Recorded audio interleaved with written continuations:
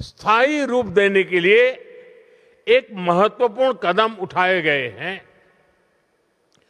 Traditional medicine global library के रूप में एक ऐसा ग्लोबल प्लेटफॉर्म शुरू किया गया है जो ट्रेडिशनल मेडिसिन से जुड़े वैज्ञानिक डेटा और पॉलिसी डॉक्यूमेंट्स को एक जगह सुरक्षित करेगा।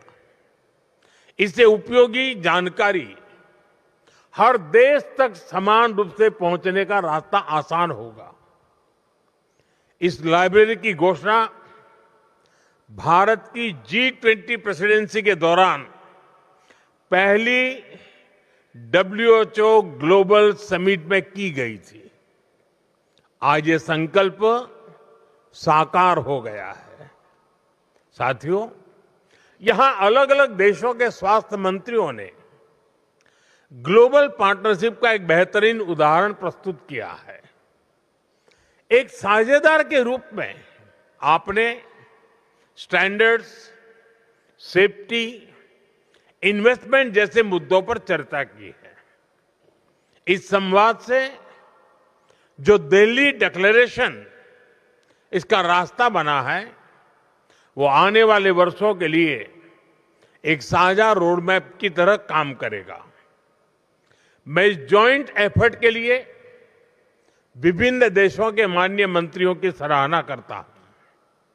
उनके सहयोग के लिए मैं आभार जताता हूं। साथियों, आज दिल्ली में WHO के south east Asia region office का उद्घाटन भी किया गया है। ये भारत की तरफ से एक विनम्र उपहार है। ये एक ऐसा ग्लोबल हब है जहां से रिसर्च, रेगुलेशन और कैपेसिटी बिल्डिंग को बढ़ावा मिलेगा। साथियों, भारत दुनिया भर में पार्टनरशिप ऑफ हीलिंग पर भी जोर दे रहा है। मैं आपके साथ दो महत्वपूर्ण सहयोग साझा करना चाहता हूं। पहला, हम बिम्स्टेक देशों यानी दक्षिण और दक्षिण पूर्व एशिया में हमारे पड़ोसी देशों के लिए एक सेंटर ऑफ एक्सीलेंस स्थापित कर रहे हैं। दूसरा, हमने जापान के साथ एक कोलैबोरेशन शुरू किया है।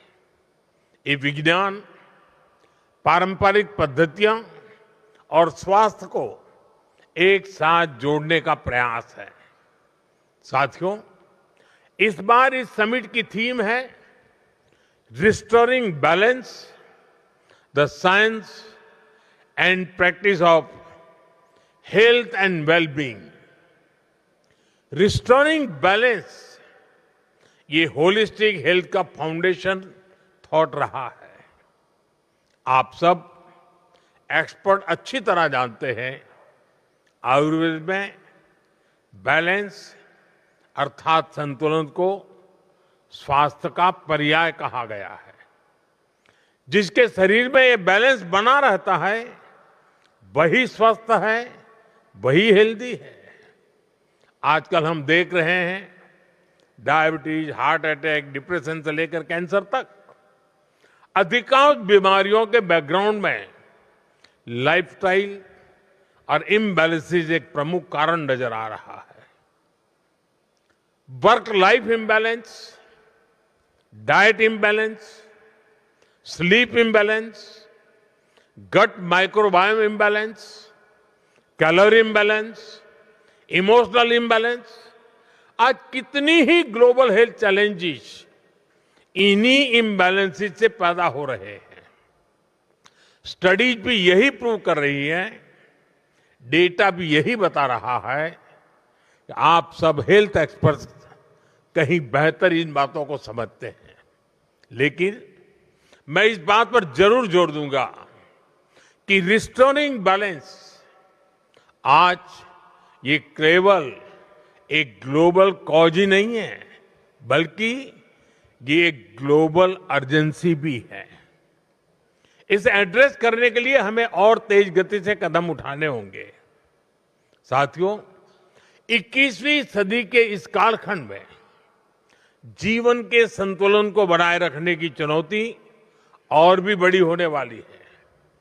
टेक्नोलॉजी के नए युग की दस्तक एआई और रोबोटिक्स के रूप में ह्यूमन हिस्ट्री का सबसे बड़ा बदलाव आने वाले वर्षों में जिंदगी जीने के हमारे तरीके अभूतपूर्व तरीके से बदलने वाले हैं।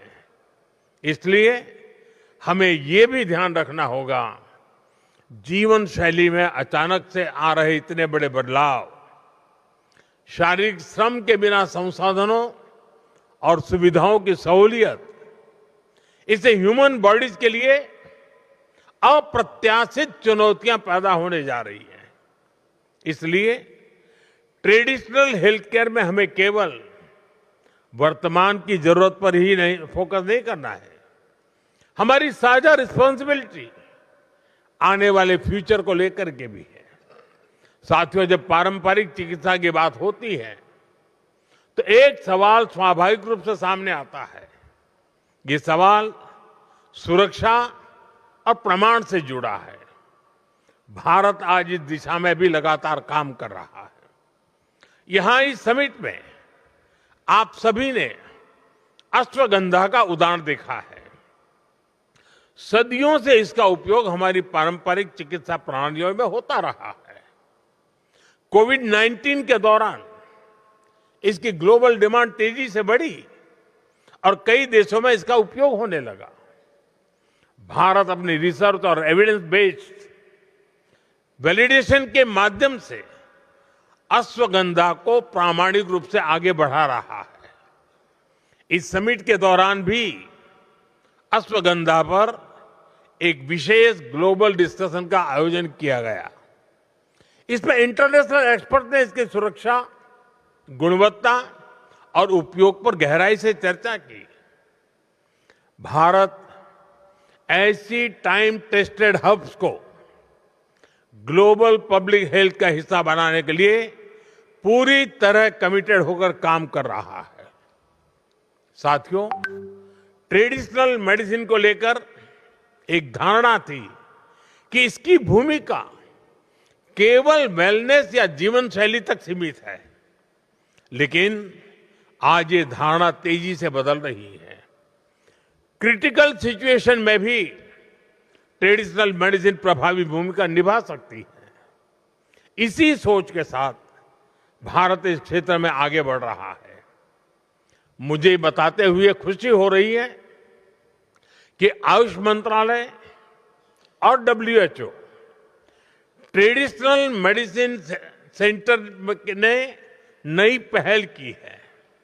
दोनों ने भारत में इंटीग्रेटिव कैंसर केयर को मजबूत करने के लिए एक जॉइंट एफर्ट्स किया है।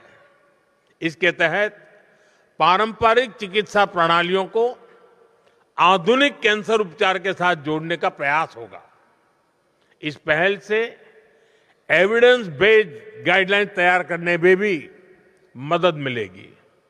भारत में कई अहम संस्थान स्वास्थ्य से जुड़े ऐसे ही गंभीर विषयों पर क्लिनिकल स्टडीज कर रहे हैं। इनमें एनीमिया, आर्थराइटिस और डायबिटीज जैसे विषय भी शामिल है। भारत में कई सारे स्टार्टअप भी इस क्षेत्र में आगे आए हैं। प्राचीन परंपरा के साथ युवा शक्ति जुड़ रही है। इन सभी प्रयासों से ट्रेडिशनल मेडिसिन एक नई ऊंचाई की तरफ बढ़ती दिख रही है। साथियों, आज पारंपरिक चिकित्सा एक निर्णायक मोड़ पर खड़ी है। दुनिया की बड़ी आबादी लंबे समय से इसका सहयोग लेती आई है, लेकिन फिर भी पारंपरिक चिकित्सा को वो स्थान नहीं मिल पाया था जितना उसमें सामर्थ्य है। इसलिए हमें विज्ञान के माध्यम से भरोसा जीतना होगा। हमें उसकी पहुंच को और व्यापक बनाना होगा। ये जिम्मेदारी किसी एक देश की नहीं है, ये हम सबका साझा दायित्व है। पिछले 3 दिनों में इस समिट में जो सहभागिता, जो संवाद और जो प्रतिबद्धता देखने को मिली है, उससे ये विश्वास गहरा हुआ है कि दुनिया इस दिशा में एक साथ आगे बढ़ने के लिए तैयार है। आइए हम संकल्प लें कि पारंपरिक चिकित्सा को विश्वास, सम्मान और जिम्मेदारी के साथ मिलकर के आगे बढ़ाएंगे।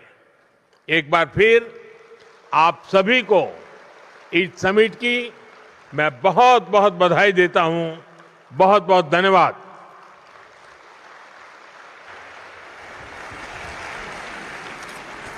Thank you, Prime Minister, sir, for your guidance and steadfast commitment to wellness, prevention and inclusion of health.